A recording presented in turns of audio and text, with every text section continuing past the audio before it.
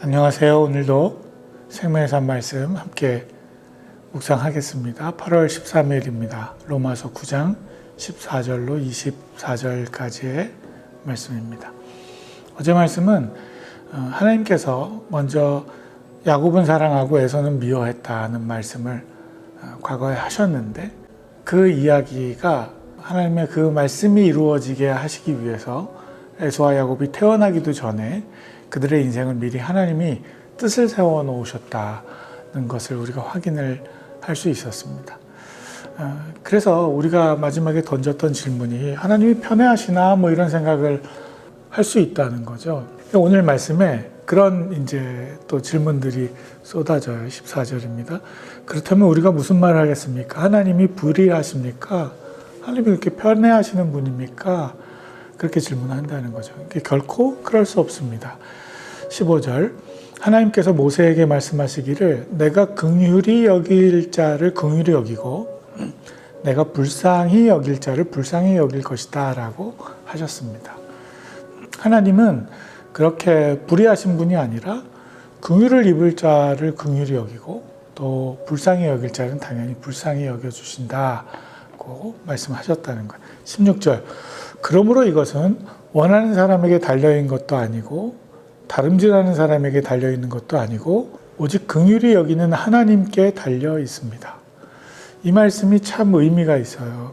하나님은 내가 원한다고 하나님이 그 뜻을 들어주시는 것도 아니고, 왜 말씀에 보면 끝까지 매달려서 아니라고 말씀하실 때에도 끝까지 매달려서 대답하도록, 또 야곱이 그 환도뼈가 부러지도록 하나님과 씨름해서 끝까지 자신의 뜻을 관철시키는 그게 믿음인 것처럼 우리가 흔히 하게 되는데, 성경은 그렇게 이야기하지 않습니다. 바울은 그건 원하는 사람에게 달려있는 것이 아니라는 거예요. 그렇게 매어 달린다고 되어지는 일이 아니고 다름질하는 사람에게, 그렇게 열심으로 다름질하는 사람에게 달려있는 것도 아니고 하나님께서 긍휼히 여기시는 사람, 긍휼히 여기시는 그 하나님께서 그 하나님의 뜻 가운데 달려있다는 거예요. 그러면서 예를 하나 들죠. 17절입니다. 성경에서 바로에게 말씀하기를 내가 이를 위해 너를 세웠으니 곧 너로 인해 내 능력을 나타내고 내 이름이 온 땅에 전파되게 하려는 것이다 라고 했습니다. 원한다고 되는 게 아니고 다름질한다고 되는 게 아니고 그건 오직 하나님의 뜻이야 라고 말씀하시면서 무슨 이야기를 하냐면 예로 바로에게 했던 이야기를 하는 거예요. 바로가 누굽니까? 애굽의 왕이잖아요. 그 모세와 대척점에 섰던 인물이잖아요. 근데 그 바로를 통해서 이야기하시는 겁니다. 너를 통해서 하나님께서 자신의 능력을 나타내고 하나님의 이름이 온 땅에 전파되어지도록 하겠다는 거예요. 그러니까 하나님이 모세만을 들어서 사용하시는 것이 아니고 하나님의 자녀들만을 통해서 하나님이 역사하시는 것이 아니고 하나님의 뜻은 모든 이 땅 가운데 모든 피조물들을 통해서 하나님은 역사하시는 겁니다. 심지어 하나님과 대척점에 서 있는 사람을 통해서도 하나님은 하나님의 능력을 나타내시는 겁니다. 18절, 이와 같이 하나님께서는 원하시는 사람을 긍휼히 여기시고 원하시는 사람을 완악하게 하십니다. 참 하나님의 말씀이 오묘합니다. 그렇죠? 그래서 우리가 이 세상을 살아가면서 꼭 나를 통해서만 하나님의 영광이 드러나야 된다는 그 오만을 내려놓아야 됩니다. 바울이 하는 이야기가 사실은 이 모든 내용 속에 그런 하나님의 뜻이 담겨 있기도 한 거죠. 19절부터 보시면 그러면 또 여기서 질문이 발생할 수 있다는 거예요. 그대는 내게 그렇다면 하나님은 왜 여전히 책망하시는 것입니까? 누가 그분의 뜻을 거역하겠습니까? 라고 할 것입니다. 아니, 하나님이 모든 것을 먼저 다 결정해 놓으신 분이시라면 그럼 그걸 거역할 사람이 누가 있겠냐는 거죠. 그냥 하나님의 뜻을 따라가면 되는데 왜 그러냐는 거죠. 그러나 사람이 무엇이기에 감히 하나님께 말대답을 한단 말입니까? 지음을 받은 것이 지은 자에게 왜 나를 이렇게 만들었습니까? 라고 대들 수 있겠습니까? 이 20절 말씀부터는 그런 또 다른 질문이 나왔을 때 이제 바울이 대답하고 있는 장면인데, 그 하나님의 그 입장을 바울이 대변하는 거죠. 21절 보시면 이런 예를 들어요. 토기장이가 진흙 한 덩어리를 가지고 하나는 귀 있을 것을, 다른 하나는 막 쓸 그릇을 만들 권리가 없겠습니까? 토기장이가 같은 그 재료를 가지고, 진흙 한 덩어리를 가지고 내가 이걸로 뭘 만들어야겠다, 그건 토기장이의 마음이라는 거예요. 그걸로 꼭 고용된 어떤 직원처럼 똑같은 걸 찍어내는 그런 일을 할 필요가 없다는 거죠. 22절, 만일 하나님께서 진노를 보이시고 능력을 알리시고자 멸망받도록 예비된 진노의 그릇에 대해 오래 참으심으로 관용하시고 영광을 받도록 예비하신 긍휼의 그릇에 대해 그분의 영광이 풍성함을 알게 하고자 하셨다면 어찌하겠습니까? 22절, 23절 말씀은 이제 한 질문인데 한번 이렇게 읽으면 이게 무슨 의미인지 잘 들어오질 않아요. 근데 다시 한번 보세요. 토기장이가 자기 마음대로 그릇을 만들 수 있다는 거예요. 자기 뜻에 따라서. 그러면서 하는 질문이에요. 만약 하나님께서 멸망받도록 예비된 진노의 그릇에 예를 하나 드시고 또 영광받도록 예비하신 긍휼의 그릇이 있다는 거예요. 이 두 가지 그릇을 이야기하는 거죠. 그런데 사실은 우리가 이 예를 어떻게 이해해야 되냐 하면, 멸망받도록 예비된 진노의 그릇, 이게 바로 에서예요.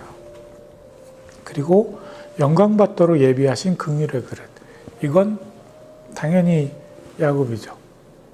그래서 그동안의 그 예와 그동안의 비유들을 이제 바울이 정리해 나가는 겁니다. 토기장이 되신 그 하나님께서, 무엇을 만들지를 결정하신 그 하나님께서 결정하고 그릇 만드는 거 아니에요. 그냥 이렇게 만들다 보니 어떤 그릇이 돼서 이건 이렇게 써야겠다, 이게 아니고 하나님이 계획하고 만드신다는 거죠. 그래서 이 멸망받도록 예비된 진노의 그릇에 대해 오래 참으시고 관용하신다는 거예요. 그것도 함부로 다루시지 않으신다는 거예요. 그리고 다시 영광받도록 예비하신 긍휼의 그릇에 대해 그분의 영광이 풍성함을 알게 하고자 하셨다면 어떻게 하시겠습니까? 결정적인 이제 말씀이 24절에 나오는데, 하나님께서 우리를 바로 이 그릇으로 부르셨습니다. 이 그릇이 뭐예요? 영광받도록 예비하신 긍휼의 그릇이에요. 두 그릇이 있는데, 이건 예예요. 두 그릇이 있는데 하나님은, 결국은 바울은 하나님이 이 이야기를 하시고 계시다라는 사실을 결론 짓는 겁니다. 두 그릇에 대한 이야기를 나눴지만 하나님이 목적하신 건 영광받도록 예비하신 긍휼의 그릇이라는 거예요. 그래서 이 긍휼의 그릇으로 우리를 부르셨으니 그건 곧 유대 사람 가운데서뿐 아니라 이방 사람 가운데서도 부르셨습니다. 여기 말씀하시잖아요. 그래서 이건 어떤 육신을 통해서 결정되어 있는 일이 아니라 하나님의 뜻 가운데 결정되어 있는 일, 영광을 받도록 예비하신 긍휼의 그릇에 대해, 그게 바로 저와 여러분이다, 그게 바로 우리다 라고 말씀하시는 거예요. 결론적으로 하나님께서 하시고자 하는 말씀은 너희는 야곱이다예요. 너희는 야곱이다 라고 말씀하시는 거예요. 그래서 그 이스라엘 역사를 통해서 에서와 야곱의 그 태어나는 과정과 그들의 삶을 통해서 성경이 우리에게 주시는 메시지는 너희가 야곱이다라는 거예요. 너희는 영광받도록 부름받은 존재라는 거예요. 답도 없는, 그저 자신의 형의 발 뒤꿈치를 붙잡고 태어난, 속이는 자로, 뺏는 자로 태어난 그 죄 많은, 태어날 때부터 죄 많았던 존재인 이 야곱에게 긍휼을 베풀고 그를 귀 있을 그릇으로 결정하시고 이끌어 가시는 하나님. 그게 긍휼 아닙니까? 그게 죄로부터 구원받는 하나님의 역사 아닙니까? 여기에 복음이 담겨 있는 거예요. 근데 우리가 굉장히 딴 생각을 하는 거예요. 근대에서는요 하고 자꾸 질문하는 거예요. 근대에서는요, 헛똑똑인 거죠. 괜히 나는 뭔가 남들이 보지 않는 다른 빈 부분을 발견하는 것처럼 그렇게 하나님의 뜻과는 다른 질문을 하는 겁니다. 하나님이 우리에게 아니 내가 너희한테 보여주고 싶은 건 야곱이야. 너희가 바로 야곱이기 때문이야 라고 우리에게 말씀하시는데 자꾸 딴소리 한다니까요. 사랑하는 성도 여러분, 오늘 우리가 하나님의 뜻이 어디에 있는지를 좀 구분하실 필요가 있습니다. 우리 인생에 힘들고 어려운 일들, 낙심과 고난들, 하나님의 뜻을 알지 못하기 때문에 내 뜻을 추구할 수밖에 없는, 네, 우리는 그럴 수밖에 없어요. 우리는 그렇게 연약한 존재일 수밖에 없습니다. 그러나 그 삶 안에도 하나님이 소망을 담으신 거예요. 그런 에서의 인생 가운데 하나님이 영화롭게 부르시는 하나님의 그 계획이 있으시기 때문입니다. 저와 여러분을 그렇게 부르고 계시기 때문입니다. 그러니 사랑하는 성도 여러분, 소망을 가지십시오. 우리 자신의 삶은 여전히 한계가 있을 수밖에 없습니다. 여전히 우리는 하나님 앞에서 우리의 부족함을 드러낼 수밖에 없어요. 그러니 주님이 모든 걸 다 예비해 놓고 부르시는데도 야복강 앞에서 벌벌 떨고 있는 거예요. 주님이 우리의 환도표를 치시고 우리를 끌어가시는, 우리는 그렇게 되지 않으면 하나님의 은혜 가운데 들어갈 수도 없는 존재들입니다. 그러나 그게 얼마나 한편으로 은혜인지, 그런 우리를 주님께서 용납하셨구나, 긍휼을 베푸셨구나. 오늘 하루 살아가시면서 그 하나님의 긍휼하심을 경험하시는 저와 여러분 되실 수 있기를 바랍니다. 하나님의 뜻이 어디에 있었는지를 우리가 한번 조금 집중하셔서 조금 민감하게 주님이 우리에게 말씀하시는 일들을 우리가 좀 깨닫고 우리도 그렇게 주님의 용납하신 가운데 거했다는 걸 남들에게 보여주는 삶, 그렇게 우리도 누군가를 용납하고 용서하는 삶, 선하게 이끌어가는 삶, 그런 삶 살아가실 수 있기를 예수님의 이름으로 간절히 축원드립니다. 오늘도 화이팅 하십시다. 화이팅!